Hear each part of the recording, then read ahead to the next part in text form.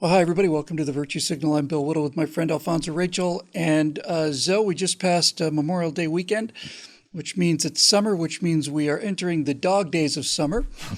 You know where that term come from, by the way? Dog days of summer? Nah, man, I've used it before, and I'm like, dog days of summer, okay. I'm in for a treat, huh? It's very brief. But here at BillWhittle.com, our goal is to educate as well as entertain. The brightest star in the sky is called Sirius. It's called the dog star, and it's the brightest star in one of the few constellations actually does look a little bit like a dog. And I've heard of that star, too, yes. Yep, it's a winter star, and as the sun moves around in its orbit, the sun and Sirius start to line up at the beginning of summer. And the ancient Greeks thought that if the dog star and the sun were both in the same place at the same time, that's why it got so hot. Turns out that's not the case. I always thought dog days meant just lying around. I grew up in Florida, and humidity is 100% on a dry day. Anyway, here's the point. One of the things about summer is that it is generally speaking, just come out and say it, okay? It's generally speaking the preferred time to riot. There's something about summer evenings that are long and hot and just kind of breed it. I was in Florida. I was in Miami for a couple of the major riots. I was there for the Overtown riot and Liberty City riots and so on. And here's what I wanted to talk about. I don't want to really talk about rioting so much, but because the dog days are here, it got me thinking about something that you and I had talked about on camera 5 years ago on a Politichick show. Mm-hmm. We were talking about the Electoral College, strangely enough, and you jumped in and talked about talking about the difference between a republic and a democracy and how terrified the founders were of a pure democracy. And now we're kind of getting to the heart, after 4 minutes, of what I'd like to talk about today. And it's not so much rioting, it's so much at all, really. I want to talk about the mob mentality, about the human tendency to behave as a herd, essentially, when the situations are correct. Man, school's out for summer, man, and no more teachers, no more books, no more teachers' dirty looks and all that sort of stuff. That's right. It's like if you ain't got to go to school, man, you're just going to get into all sorts of like crazy stuff. Well, I guess folks have been out of school for a while now, so I guess the craziness is just ramped up. But I would say this, man. It's been a great opportunity because school is a lot of where these people have learned this crazy stuff. You know, it's like we talk about these institutions of indoctrination, and these teachers have been teaching. You know, a whole lot of them. Some of these teachers are decent teachers, but there's a legion of them out there, really ramping up the cray. So the summertime is here, and it's like they don't know what to do with themselves. But yeah, we are in this spot, man, where in this democracy that we have, and when we talk about a democracy, we're talking about something that's popular, right? And with this popular vote, one of the things that's really popular is people's sense of self-righteousness, their selfishness, the things that they assume that they can do to redeem themselves and I whatnot. elected the president. Right. It's like, by any means necessary, I guess. And so that's what we have. And in a republic where we're supposed to have this balance of freedom, you have Democrats who feel like we want to be fair to everybody because that sounds good and that sounds all redeeming and stuff like that. We're going to be fair to people by being unfair to others. And, but they deserve it, or they can afford to be treated unfairly and all that sort of stuff. They can afford to take on these woes while we present ourselves as good people to these other people. And in this republic that you have, we don't think it goes far enough to uphold the rights of everybody. It's like, well, actually, yes, it does.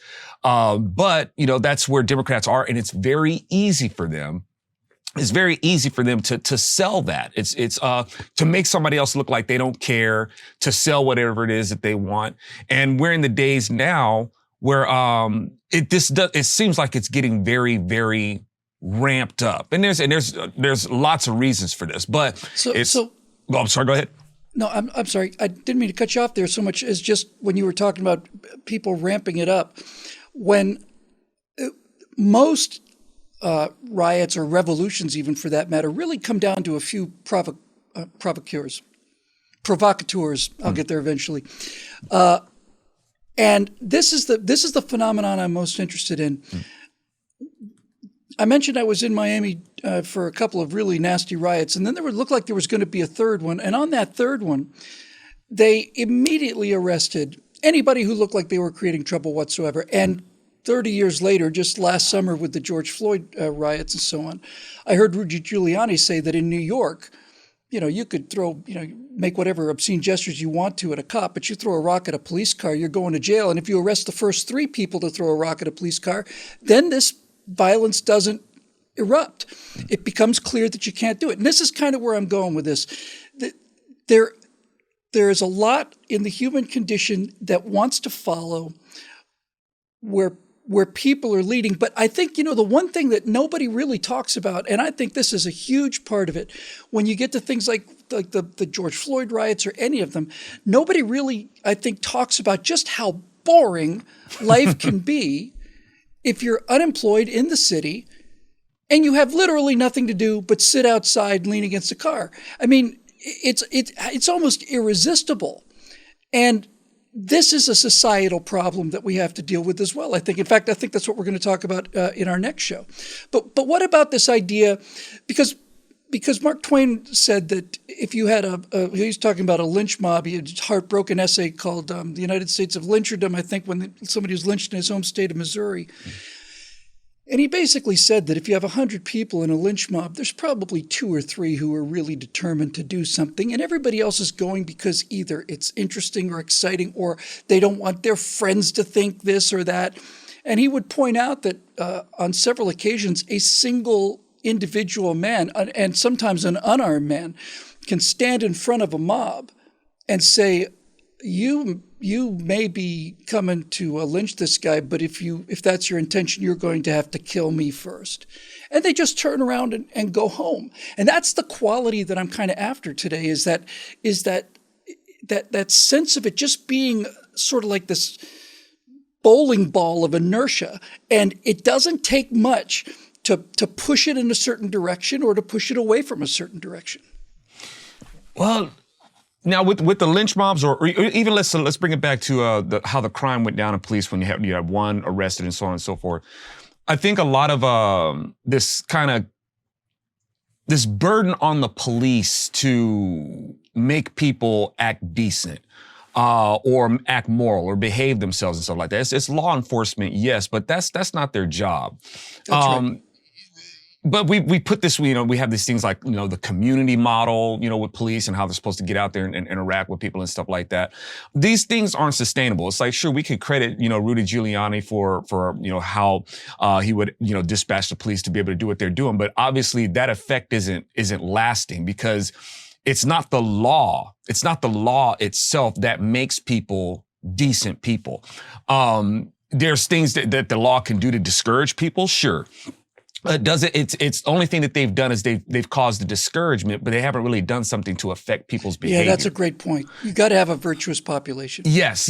And so, that being said, what is it that we're looking for people to, how are we going to get around these things where people outside of the streets, I mean, just starting with the home, what they're learning from their parents and where their parents learn these things from, and where their parents got these behaviors from, or the parent, that we can even start there. It's like, because people keep saying, we need fathers in the home. It's like, no, it's not about fathers. Anybody can be a father. Right? It doesn't take much responsibility to do that.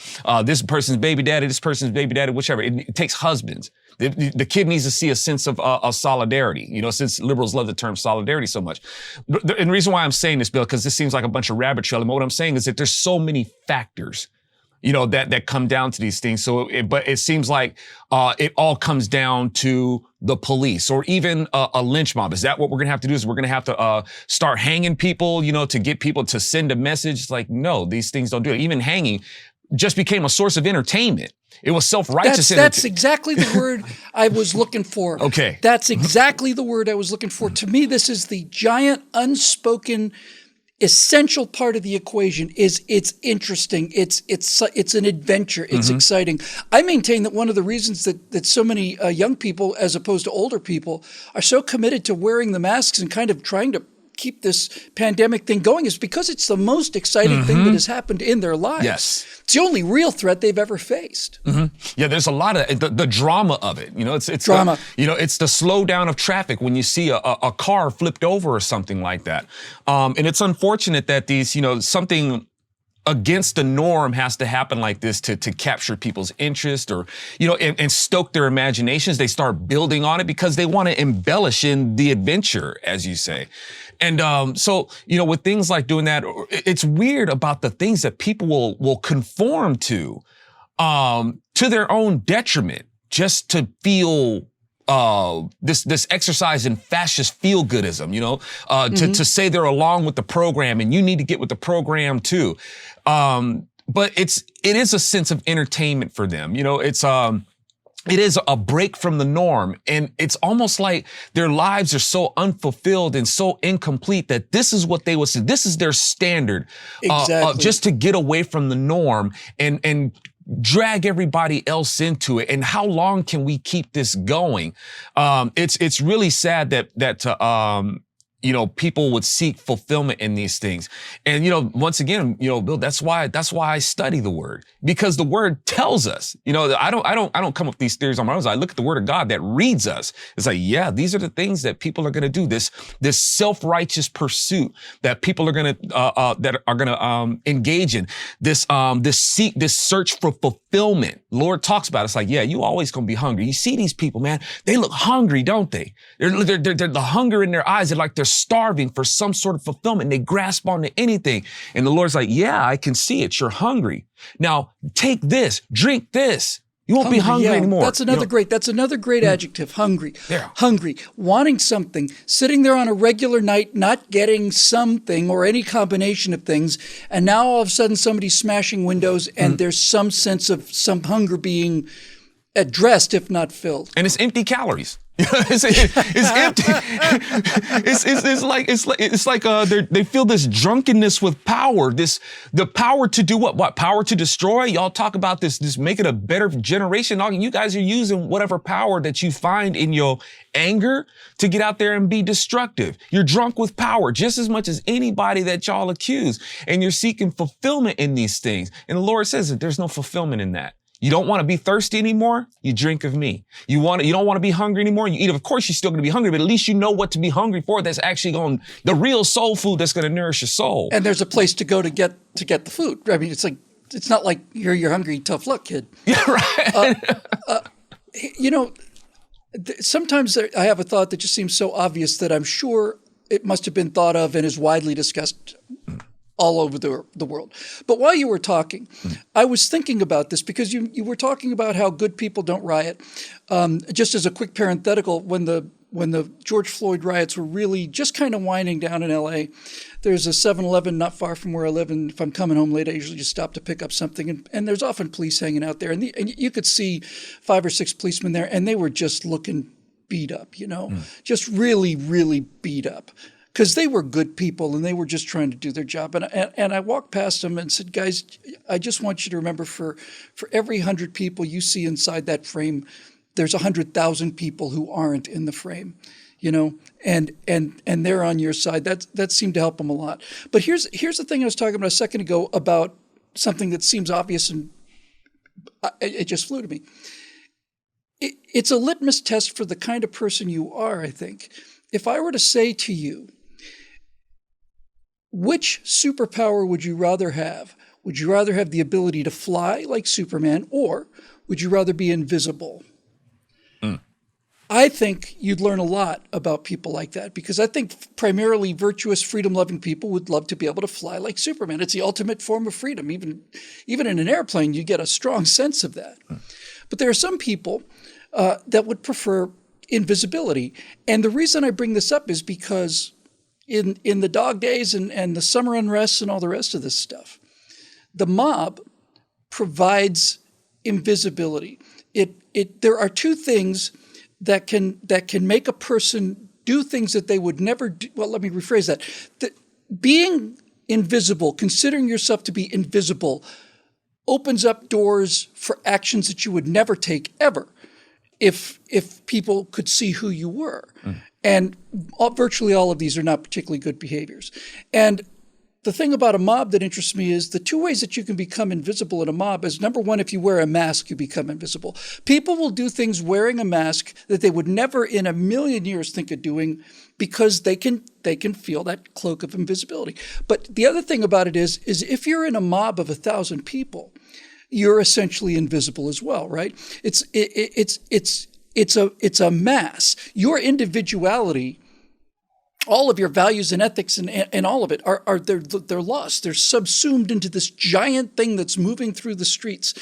And I think it's the anonymity that comes with the mob. So masks make you feel invisible and empower you to do bad things. And large groups of people do the same thing. And now we have Antifa, which is large groups of people wearing masks.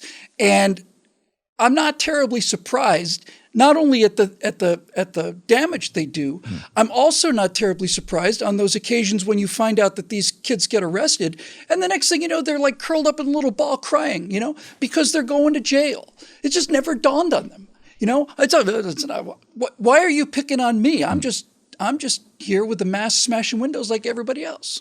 That's and people have hid behind masks for a long time. Democrats could tell us all about that. For some reason, they'd like to have these organizations where they put on hoods and sheets and wear masks. Why do you think the KKK dresses in bed sheets with holes cut out? Right? If these people were the brave warriors that they claim to be, why are they covering their faces so that nobody knows who they are? Yeah, and especially if it's supposed to be so virtuous, because the KKK thought that they were righteous people too. But that's a strange thing about evil. One of the things that makes evil so effective is when the people who commit the evil think that they're doing good. People, it doesn't matter. It could be rape. It could be murder. It's, they feel justified in their sin and the things that they do, but they at least have the sense to know, well, these people are too stupid to know that I'm doing a good thing.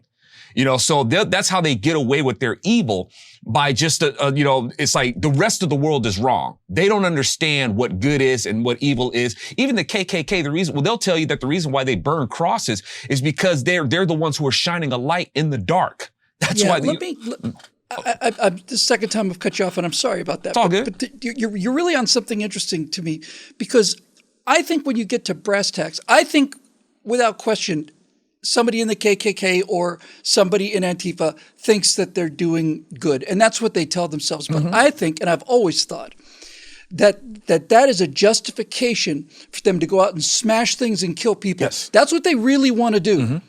That's what their nature is to do, is to go out and kill people and smash things. And this sense of social justice or racial justice or whatever is the fig leaf that they mostly put on for themselves and their closest associates. It's an excuse that makes doing awful things that they are just compelled to do virtuous. I've always felt that. I've always felt that the people, and you look at the SS in the early days, the SA in Nazi Germany, these are people that like to fight, that were just brutal, nasty people, and now somebody gives them a uniform, which brings anonymity, and the next thing you know, you've got 10, 15 million people killed in factories. Yes, and the invisibility factor has been ramped up, with the advent of, social media and stuff like that, where people can be invisible online and troll you through, from an anonymous account and stuff like that. That really exploded. And, people have, come together online, this solidarity and insanity. Hate is a great unifier sometimes, but, it is that fine line, though. I hear you, man. It's, these people, it's like, no, you're just looking for an excuse to do evil. But it's all imagination. That's what I keep saying about these folks. It's like, that's their imagination that tells them that what they're doing is redeemable. And what they're doing is somebody still deserved it. Even if they smash these buildings, they deserved it. Yeah, they deserved it. But this is coming out of, this is catharsis. They've got a whole bunch of other emotional issues that are, as wide as north and south, but they're gonna have this thing, this vehicle or this vent, this crack in the earth where a whole bunch of pressure is underneath, and they're just gonna erupt out of it. May not even have anything to do with George Floyd. It's got some other stuff, man. It could have been, they were bullied or beat up or teased or molested or a whole bunch of things that have just cracked them up emotionally, and they need some body or something to indict for their woes. They don't even know why they're angry, or why they're angry at the so-called issue at hand. Oh, so that's interesting. So so you think a lot of this is displacement, right? Is that I'm angry and frustrated about everything, and I know I'll blame the rich people, or I'll blame black people, or I'll blame Jews, or I'll blame somebody, so long as I don't have to blame me. And if somebody else is going around saying, hey, why don't we go after these people that have responsible for your own failure?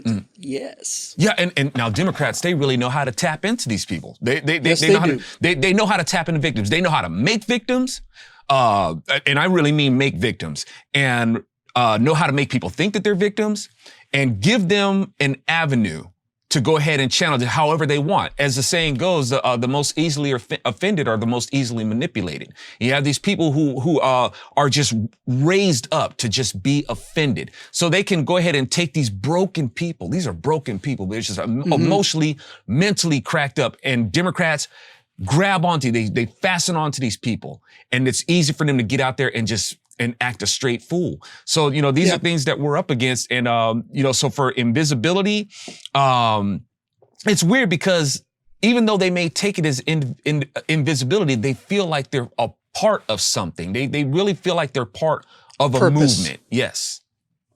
Purpose for lives that don't have any purpose. And just to wrap this up, you're talking about manipulation.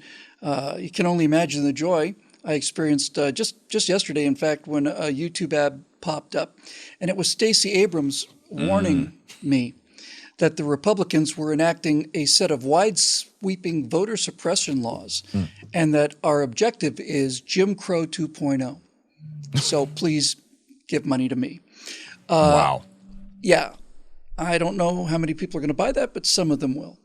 Folks, the structure of the country, I'm sure Zoe feels this as much as I do. We've talked about these things before off camera as well.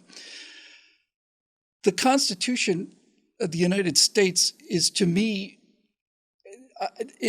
I can't think of any other explanation for its perfection except for a very strong divine influence. All of the problems that we're in are problems because we either ignored what the Constitution was saying or just flat out contravened it. The people that put this country together understood that the people had a right to govern themselves, which means they had to be able to vote. There had to be a democracy so they could send their representatives to do their business for them. They understood that very well. And they also understood that over time people change, but you have a right to vote new people into office. They represent your new interests. But the one thing among many that they were terrified, well, they were terrified of two things. They were terrified about the concentration of power in the form of a tyrant, and they were also terrified about the ability for certain people with questionable ethics to move mobs of people, to move enormous numbers of people, much the same way Adolf Hitler did, through the power of persuasion. And then, if you had somebody like that, you could have them convince people to vote themselves out of their freedom, which is essentially precisely what we're in the process of doing right now. So it works when you apply it, and hopefully we will not see a repeat of the stuff we saw last summer. I suspect we probably won't, since we're under new management now. But in any event, I think Zoe's primary point is the one that really just bears remembering all the time. It's really very simple. Good people don't riot. Good people don't join lynch mobs. Good people don't smash windows. It's not a question of whether the police are watching or not. It's not a question of what the temperature is outside. It's a question of what the temperature is inside, I think. That'll do it for this edition of The Virtue Signal. It's made possible by the members here at BillWhittle.com, and we're very grateful for the opportunity to bring this show to you. And for behalf of my friend Alfonso Rachel, we'll see you next time right here on The Virtue Signal.